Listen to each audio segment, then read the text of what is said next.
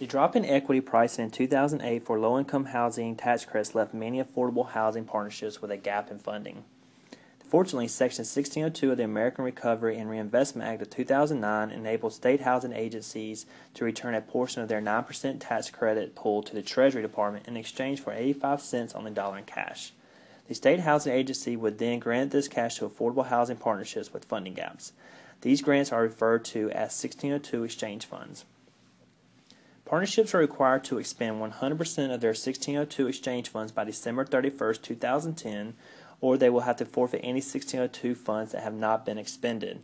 However, not all partnerships, especially those in which 1602 funds take the place of all tax credit equity, or those that receive the funds later in the process, will be able to expend 100% of their 1602 funds by the 12/31/2010 deadline. Partnerships who don't expend all 1602 exchange funds by the deadline can avoid forfeiting unexpended 1602 funds by passing what is called the 30% test.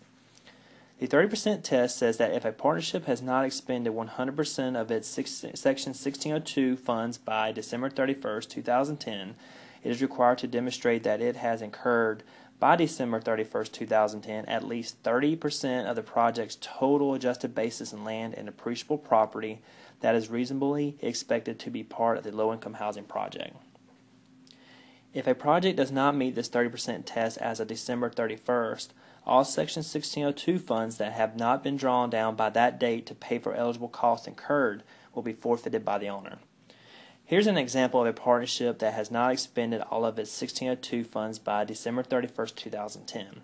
We take a look at the total land and appreciable property the partnership expects to incur by the time the project is completed and ask, has 30% of that amount been incurred by the December 31st deadline? If the answer is yes, the 1602 funds that have not been expended are safe. If the answer is no, all of the unexpended 1602 funds will have to be forfeited by the partnership.